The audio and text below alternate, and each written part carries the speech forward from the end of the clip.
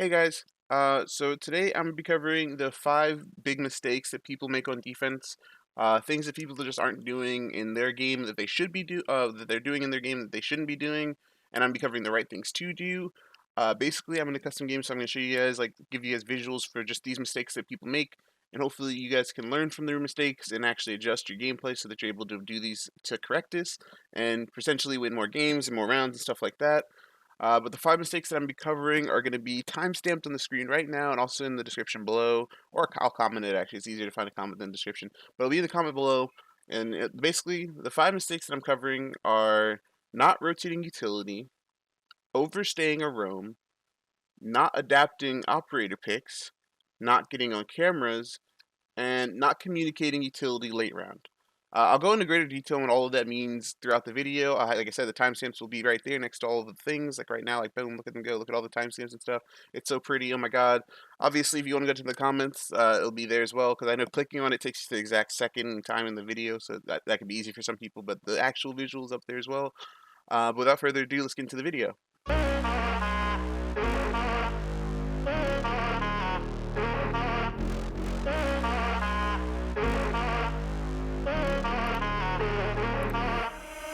Okay, so here's like a shortly like simulated version of like a default-ish hold on Villa. I didn't do all of those stuff because I actually have a video on that coming out next week probably. But basically this is like a default hold on Villa where you try to end up playing the main stairs. But basically in the situation, your job here is just to play main stairs. You'll have your ADSs and stuff like that. And a lot of teams like to run this. It's run in comp. It's run everywhere pretty much all the time. You see it in ranks from time to time. But basically, you're holding the main stairs, and because most teams like to push through study and ranked or in like a lot of like direct takes and comp. So you'll have your shield set up here and everything like that. But when teams tend to take the other side of the map, a lot of teams, at least I've noticed in ranked, just kind of leave everything facing towards study. So like you'll have a shield here. Sometimes you'll have a shield on the bottom main stairs with with a Malusi there. Your Jaeger will have ADS, everything. It's all this utility here, but the other team is actually pushing the other side of the map. And you will identify this and just kind of abandon it. And I really think that's a big mistake that you guys are not taking advantage of rotating your utility. So when you have like identified that the push is coming from the other side, a big thing that you could do, and I'm not saying that you have to do it, but a big thing that you could do is just move your shield out. Just if you just rotate your shield from a position where it's pretty much useless to a position where it can play, you can now play the hallway a little bit more aggrely and not just like having to play off sound or something like that, but actually having a position like a stationary position, having your Jaeger rotate an ADS inside the doorway, that kind of thing. You put yourself in a lot better position to actually contest this push that's coming from the other side, just so they're not just kind of like having free real estate because they ignored all your utility. You want to actually take the time and set aside like your time, like hey, like your teammates call out, hey, they're pushing master side, they're going to be pushing 90 and stuff like that. You want to take that time to actually rotate and set up for that kind of push, and use the time that you have before they actually get there to like basically set up for like basically changing your defense around, making a new strat kind of thing. Obviously, if you don't do this, it's just, I mean, you just kind of put yourself in a position where you're stuck without anything to protect you. Like you're standing in positions without shields. You're in vault and stuff. You don't have your shields. You don't have ADSs because it's all main stairs, so you can get naded and stuff like that. You just want to make sure that you're moving your utility to better like fit the push that's coming for you. Okay, so the next tip that I'm gonna be covering is overstaying your roam. I noticed that a lot of times in like some T3 teams and a lot more in ranked, obviously, the people end up staying in a roam longer than they need to, even though they've already like done the suffice of the roam. So for this example, I'm gonna be using the kitchen site on Villa. Basically, a lot of teams like to set up people upstairs. You usually have like a Mozzie mute or something like that upstairs, basically just contesting the vertical pressure that's inevitably to come. For a site like Kitchen, a lot of teams do push upstairs, and that's kind of the whole reason that they're up here is just to delay the time, shoot drones and stuff like that. But what a lot of players think they're up here to do is to die, and that's really just not it. Basically, the reason that you're playing upstairs is so that the enemy team, when they're attacking you, has to like waste a bunch of time and utility on you, and ultimately just be kind of short up and coming. If you get a pick, great. That's like usually the signal to leave, but obviously you're not required to get the pick before you can leave. If you waste like a minute and a half, or you make them use all their flashes and grenades and stuff, you're more than welcome to leave. Like if you shoot like 4 or 5 drones, make them use utility. Maybe you don't get a kill, but you can escape with your life. Your roam is very successful, and I don't think a lot of players understand that. Basically, in this situation, you want to stay upstairs to the point where you can shoot a couple drones, maybe get a pick, maybe you're capable of getting picked, but that is not the idea. Because a lot of times on a kitchen site, you have a pulse who's playing his nitrocell, so there's people standing still in master who aren't moving because they're like worried about you. They're like trying to get drones and stuff on you. And basically, you're doing your job just by existing. So you don't have to play up here for kills. You don't have to play up here forever. You don't have to die up here. Basically, your job as a roamer is just to waste time and leave. And if you're able to leave with maybe still your nitro cell as Mozzie, you can rotate down, and when they're trying to go for the vertical pressure with 1 minute left or a minute and a half left, you still have a nitro cell and you still have a pulse downstairs that's capable of helping you deny that vertical pressure. You can maybe get a nitro kill. I think people undermine that kind of thing and they just think that they have to be upstairs to die. And I really don't think a lot of players understand the real purpose of roaming. So basically, all I'm saying is you just don't need to roam upstairs as long as you need to. Just waste some time, shoot some drones, waste some utility, and leave. The next mistake that I'm going to be covering is not adapting your operator picks. For this example, I'm just upstairs in Statuary Trophy and I'm running Valkyrie. And the reason that I'm doing this is just what a lot of players tend to do when the other team is pretty much countering them. So I'm giving the example of Valkyrie here.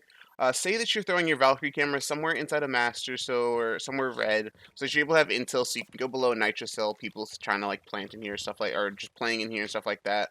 Or you have them set up in a statue so you can deny plant. And the other team's running an IQ and they're finding all your cams and they're shooting all your cams. You don't get to keep your cams anymore. You're never having the utility, the intel, that kind of stuff. Basically, what you want to do is change the operator. If you want intel but you don't want your cams to be shot, run Maestro or run Echo so you have your cams that are movable so they're not just in stagnant positions where IQ can just kind of walk up and shoot them. Run a different run a bulletproof camera. Run different things so that they're not just constantly just countering you and you're doing nothing about it. If you run Valkyrie for 3 straight rounds and the other team has been identified running the IQ since the first round, you're trolling. I don't really know how else to say it. If you know that the other team like has an IQ player or the other team showed an IQ the first round and they played the first round, I wouldn't recommend running Valkyrie again. Just an example, I would just switch. I would run to Maestro. Maestro's bulletproof cameras. He can't be destroyed through the IQ. She can know where they are, but she can't do anything about them. She's gonna ask one of her teammates, that kind of thing. Make it so they actually have to adapt and use teamwork to kind of counter you, and not just make it a one player's job. Like for example, if they're running Thatcher, you're not going to run Cade. You can run Bandit. That way you can Bandit trick. Cade tricking is impossible. It's practically impossible. Literally just takes a second Thatcher to be thrown. Boom, your Cade's useless. So it's just better, like, if you still want wall denial, but you don't want, that Thatcher to just keep ruining your wall denial, run Bandit. Bandit trick the wall. Don't just throw a Cade and leave, or don't try to Cade trick. Don't try to throw Cade on the wall. Like, that rarely works. And more often than not, the wall gets open anyway. So you're better off running a Bandit and trying to bandit the wall and stuff like that. Just in situations where you know the other team is, like, adapting against you. If they're running Ying, run Warden. They're running no soft breach. Bring more shields. Bring Goyo. Bring Maestro, bring things that are bulletproof. Make it so they actually have to work to try to win. Like, you have to just not run the same composition and expect things to work, because that's insanity. Insanity is doing the same things and expecting different results. I mean, you just have to learn to adapt and just be like, hey, okay, this other team constantly counters me by going below with Buck, and they always catch me standing on my shield. Don't stand on that shield. Like, I don't know how to say it. Like, just learn to play the game to the point where you're not doing the same thing you're predictable, and you have to adjust. That's really what it comes down to. Just be able to adjust your operators and stuff like that, your positions and everything like that. The next tip that I'm going to be covering is getting on cameras in sight. I can't even count how many times I've been playing ranked, or I've been playing just like with people I don't normally play before, and they sit in sight because they're site operators like Maestro or Smoke, and they're doing nothing. They literally are just sitting there on their phone, just not helping their team really at all. And when they could easily just be getting on cameras. When you're not getting on cameras, as a person sitting in sight and like not helping your roamers, you're really just being a detriment more than a help. Like, yeah, you stayed alive for most of the round, good job, you were in sight, but you're not really helping your team. When you get on cameras throughout the round, you're able to identify a lot of things, and for starters, you can figure out where the other team's pushing.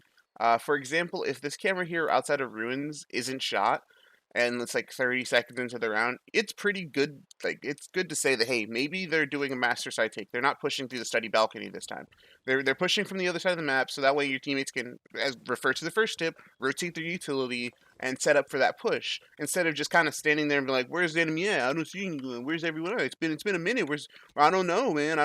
They haven't shot at me yet. Like, I don't know." Like, instead of doing that, if you get on cameras and, like, for example, the Astro camera shot, or the cameras are downstairs or shot, like that kind of thing. Like, this camera shot, it's good. It's a good indicator that maybe they're doing a master or a north side take. and that kind of thing. Like, where you can understand like where the people are coming from. That way, you're not like exposing yourself to a position. Like, say for example, you love playing on this door right here, and you just love sitting here so much. This is your favorite door. Oh my god, I love this door so much. And then you hop on cameras for a second, and this camera shot, then the 90 camera shot, something like that. You're not gonna. I wouldn't recommend playing it anymore. Like you obviously know that hey, I'm not gonna be able to swing on this door to fight the people study balcony. I'm gonna reposition and put myself in a position where I can now watch the red door from either behind the couches. I know some people like to tuck right here, hold an ankle here, this kind of thing. Instead of just exposing yourself, when you're on cameras, you know where the people are coming from. You don't expose yourself as much to die. I think that's probably the biggest tip I'm trying to give you is just make sure that you're on cameras, identify the push, and just help your team out, like help your roamers, everything like that. The next big thing that I notice a lot of players tend to not do is communicate their utility in the later bits of the round. So, for example, say there's 45 seconds left on the clock, the enemy team's getting ready to, go for their execute and plant, that kind of thing, and your teammates have no idea what's left. Instead of having your teammates make hero plays, as like an example, I'm playing smoke here, call them out to your team like, hey, we know where they're going to plant, we have an idea of like what they're going to go for here. I still have all three of my smokes, I could burn some time. That is a huge thing because say you don't say that, your teammate starts to hear like, hey, they're walking into plant. Your teammates are now like instead of like being calm and collected, they're all worried about how they're gonna deny this plan or stuff like that. They're thinking about swinging, like trying to kill the plan or stuff like that, instead of like using their utility. And if you communicate that, hey, I saw my three smokes, you guys don't have to swing. I got it. I'll hold the plant down. I'll force them to push deeper. That kind of thing. Then more often than not, they're gonna stay alive. They're gonna hold those angles. And when the attacking team is being forced into sight because one, the door smoked and they can't just plant on the door, so now they have to come push all the way through and take unnecessary gunfight. Instead of your teammate full sprinting because he has no idea that you have smokes, he's standing here with his gun up waiting for the attacking team and actually in favor is going to be running at him. He's going to get a free pick instead of having to like expose himself or make a risky play. So just more often than not, if you're like able like in the last 45 seconds and say you guys have a Valkyrie, a smoke, that kind of thing, communicate, be like, hey, I still have three smokes. Valkyrie, do you still have your nitro still? She's like, yeah, I still got this nitro. Nobody swing, guys. I got this. Like, just learn to like do that kind of thing in your games. You'll be a lot better positioned instead of like, hey, like the last 30 seconds left, they're going to plant, and your team is thinking they have to get brave and make a hero play to kind of deny the plant when you are sitting in a position to do just that. So just make sure that when you're in the later bits of the round, and maybe like people might forget, or maybe someone's paying attention, be like, make sure you just let them know, like, give them some reassurance, like, hey, I know they're about to go for plant, but I still got these smokes, so I can deny the plant if needed. Hey, Valkyrie still has her nitro cell, so you can deny the plant if needed. Just that kind of thing. Just gives your team reassurance and just lets them know that they don't have to like make hero plays when you're more than capable of doing the thing that they need them to be done. Anyways, guys, that's the 5 tips or the 5 things that you're doing wrong inside of your defensive rounds. As always, thank you guys for watching. If you guys watched this far or you watched it all, I appreciate everyone who watches my videos. If you even clicked on this video, I love you. Mwah. But outside of that, that's pretty much all I have for you guys today. I have 3 more videos. I'm doing 3 videos a week. I'm trying to do 3 videos a week. I promise, guys. So I have 3 more videos coming out next week. I think the next map rework that I'm going to be covering is going to be Villa. More often than not, the map that I've been playing in this video. I did a little bit of holds, like certain individual operators throughout, so maybe you guys got an idea of like what you're going to be expecting in that video. But as always, that's pretty much everything I have for you guys today. I love you guys, and I'll see you guys in the next video.